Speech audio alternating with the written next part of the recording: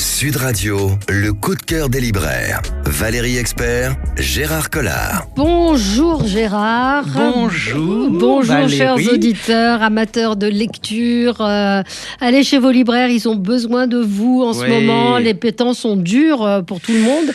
Mais il y a beaucoup de livres en poche qui ne coûtent pas très cher. Mais rentrez, poussez la porte de la librairie, allez voir. Vous allez vraiment, vous régaler. Il y a des choses formidables en plus en ce moment. Vraiment, tiens, celui-là, Alexis Lepsker, je sais que c'est quelqu'un que vous aimez beaucoup. Oui. C'est même écrit sur la couverture du Pocket. D'entre les morts, un thriller puissant, une pure merveille. Rien qu'avec ça, pour 7 €, vous passez un moment formidable. Accrochez vos ceintures. Des femmes qui sont mortes, d'autres qui reviennent d'entre les morts. C'est un polar implacable.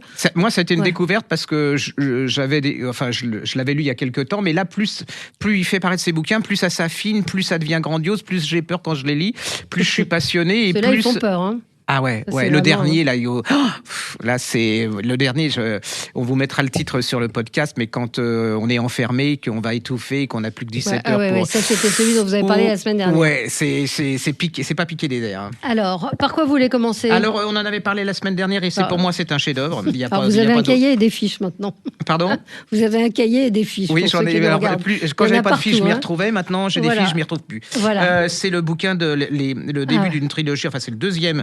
D'une trilogie de Frédéric Paulin qui s'appelle le tome 2, Rares ceux qui échappèrent à la guerre, aux éditions Aguilot. Et j'ai pas peur de le dire, c'est un chef-d'œuvre. J'ai été complètement époustouflé par cet homme.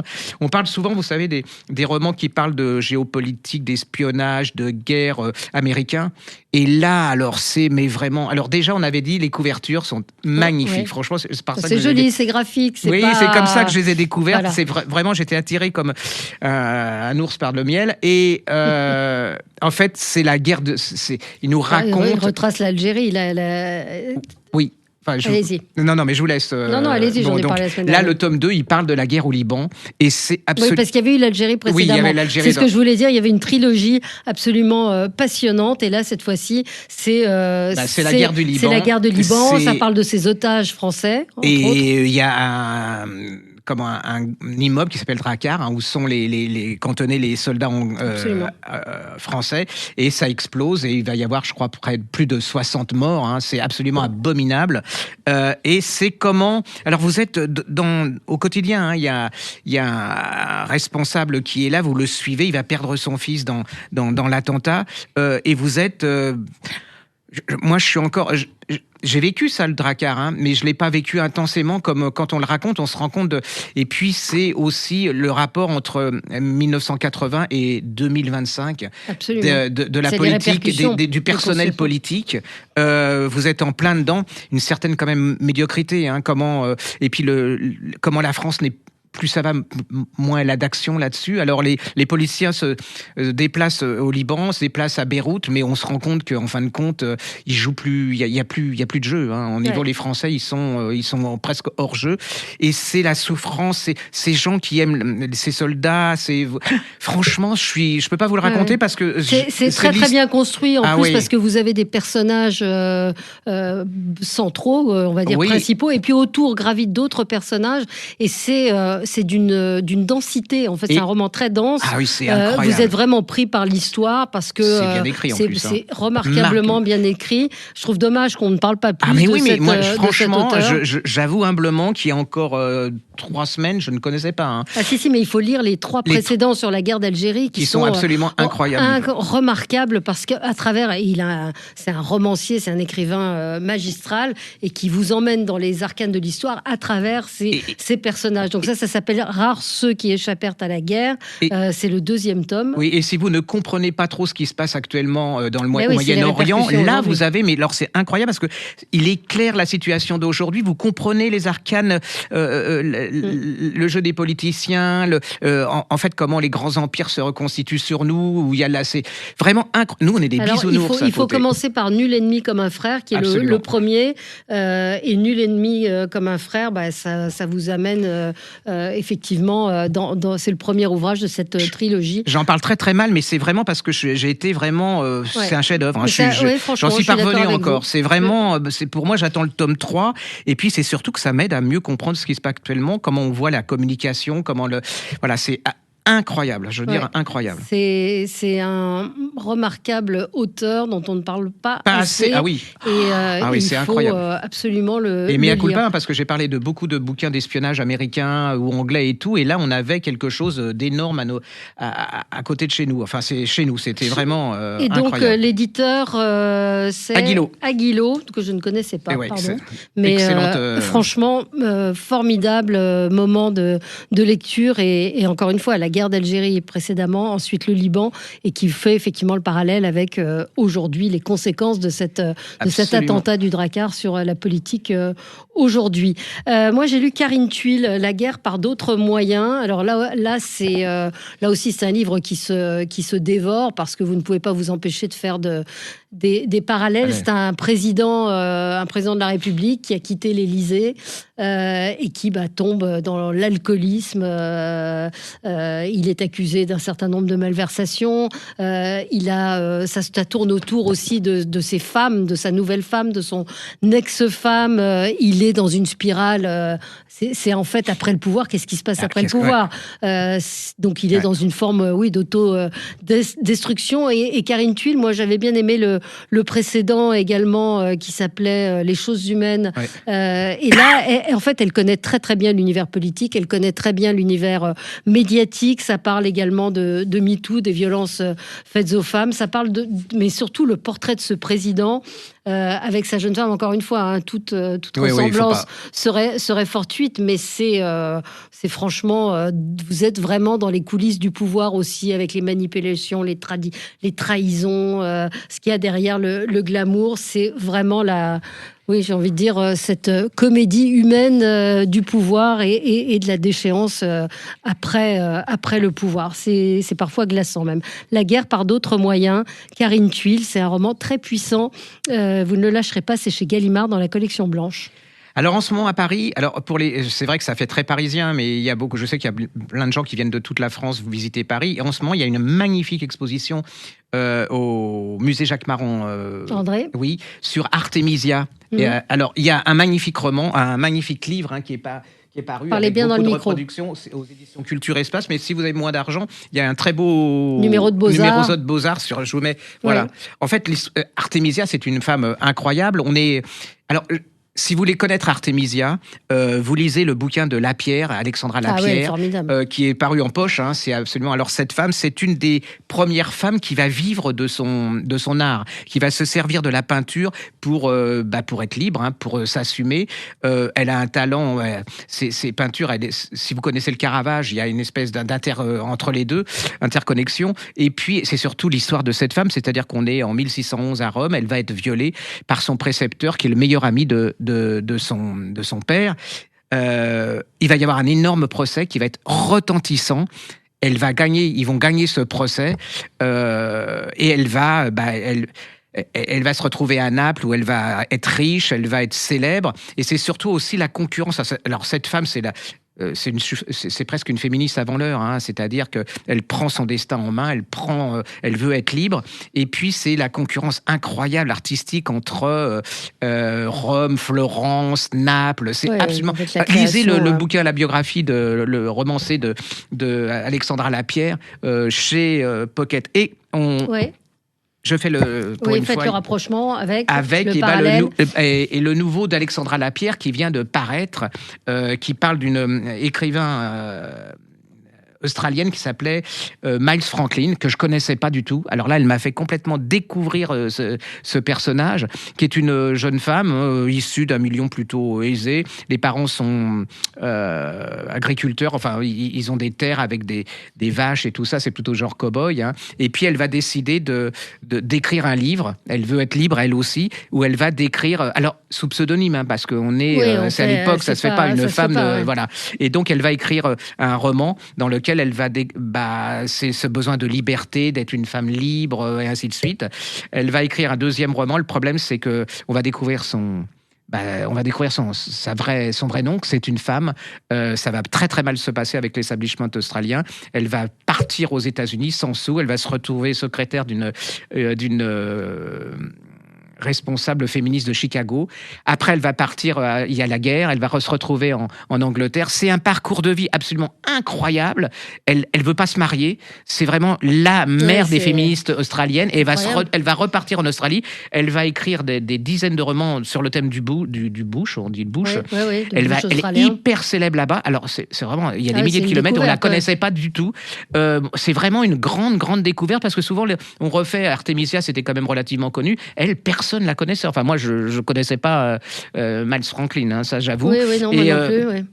Allez-y, c'est vraiment extraordinaire. Hein. Pour moi, ça a été... Alors, le titre, c'est L'ardente et très secrète Miles Franklin, avec un joli portrait. Alexandra Lapierre, c'est chez Flammarion. Et là aussi, Alexandra Lapierre, vous pouvez tout lire d'elle. C'est une conteuse formidable. Elle raconte magnifiquement bien...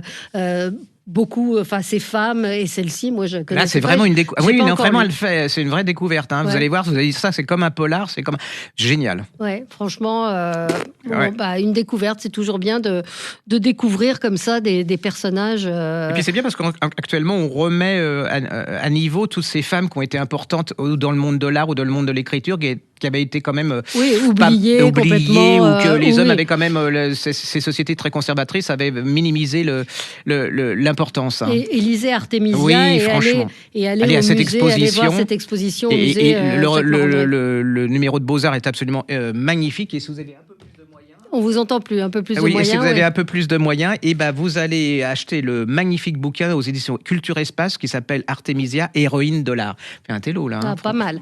Allez, petite pause pour se ressourcer et on revient dans un instant. Sud Radio, le coup de cœur des libraires. Valérie Expert, Gérard Collard. De retour avec vous dans le studio de Sud Radio avec plein de très bons livres. Alors, on est très éclectique. On a de la culture, on a des livres pour enfants. Et alors, un ouvrage sur lequel vous ne m'attendiez peut-être pas, celui du docteur Anne Fleck. Alors, c'est paru chez Actes Sud. Ça m'a interpellée quand j'ai reçu le livre parce que je ne suis pas très développement personnel. Mais le titre, alors, Énergie, 5 minutes par jour pour retrouver la forme et la conserver. Donc bon, comme on en est un peu tous là, je me suis dit, c'est un livre de plus. Puis en fait, non, je me suis rendu compte que Anne Fleck, d'abord, elle est extrêmement connue. Elle a publié une dizaine d'ouvrages. Elle avait publié un livre qui avait cartonné qui s'appelait « Comment sortir du labyrinthe de la fatigue ». Elle s'est beaucoup intéressée à nos dépenses d'énergie superflues, on va dire, à celles qui ne servent à rien. Et en fait, elle a une manière... assez moderne d'approcher nos comportements. Je ne sais pas comment bien vous l'expliquer, mais en gros, avec 5 minutes par jour, vous pouvez changer des choses dans votre vie qui vont faire que vous allez perdre moins de temps, moins d'énergie. Donc à la fois, il y a de la médecine traditionnelle, puisqu'elle est médecin, il y a aussi de la naturopathie, il y a un peu de la médecine chinoise, des gestes de bon sens, des petits exercices.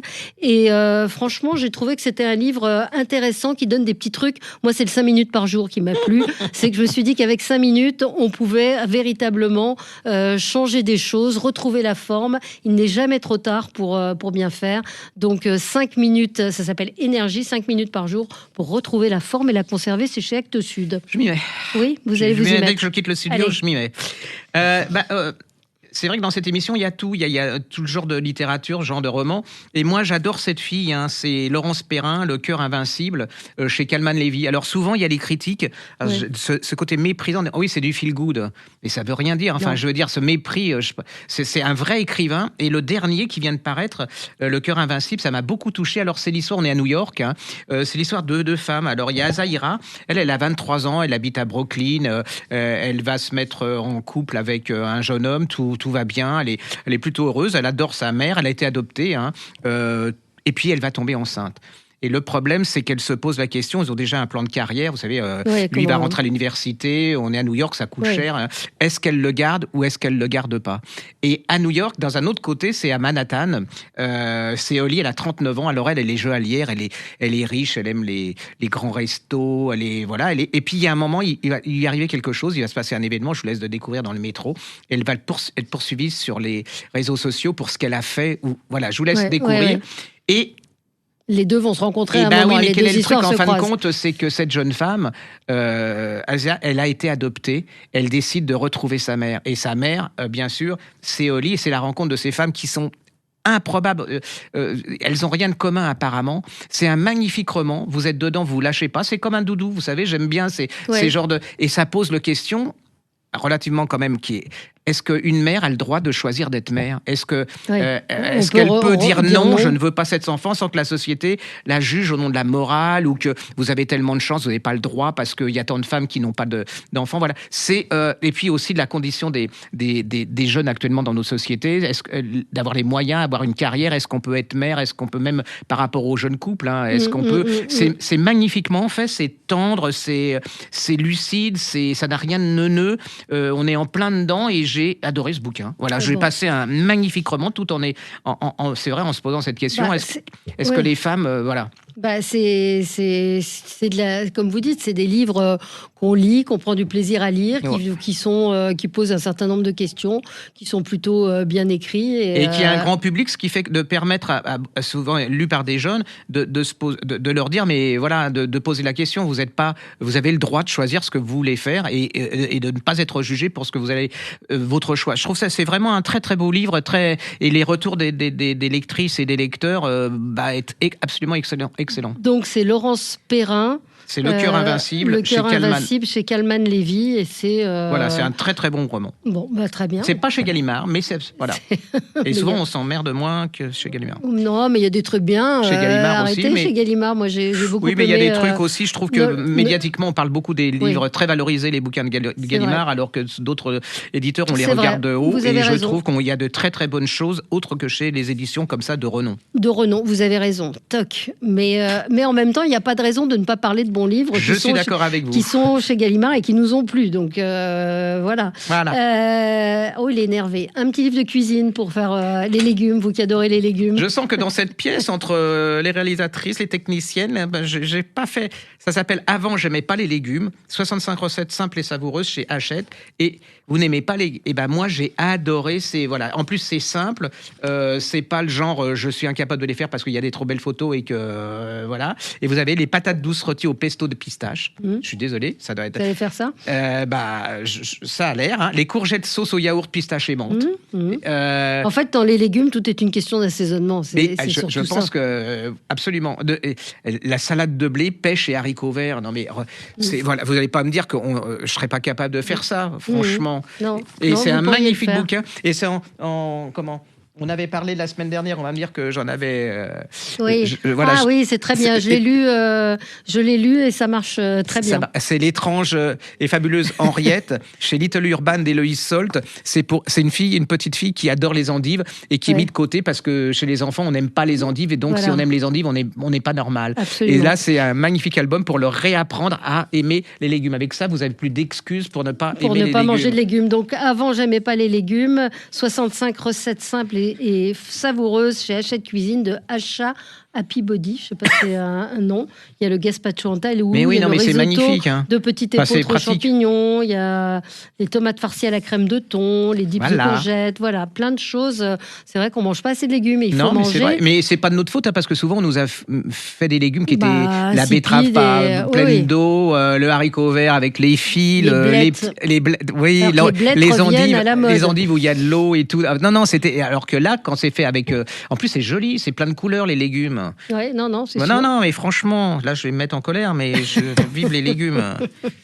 Un livre, L'Arabe qui sourit, je ne sais pas si vous avez vu passer ça chez Flammarion, d'Omar Youssef Souleyman. Alors, c'est un jeune homme qui a passé 10 ans à La Rochelle, et puis il a un de ses amis qui meurt, donc il repart à Beyrouth. Lui, il est syrien, il est hostile au régime, c'était avant la chute d'Assad, et puis c'est le Liban. Il arrive au Liban et là, moi qui aime vraiment passionnément le Liban, vous vivez avec lui les odeurs, vous vivez le bruit, les couleurs de ce pays. Et puis évidemment, il y a une histoire, puisqu'il faut que leur copain, il est hébergé chez une amie photographe, et il faut que le corps de leur copain reparte en Syrie. Comment est mort leur ami, pourquoi il est mort. Mais en tout cas, voilà, pour ceux, il y a l'histoire de cet ami disparu, il y a une rencontre amoureuse, et puis il y a le Liban, évidemment. Donc, L'Arabe qui sourit, d'Omar Youssef Souleyman. C'est chez qui ? C'est chez Flammarion. Voilà.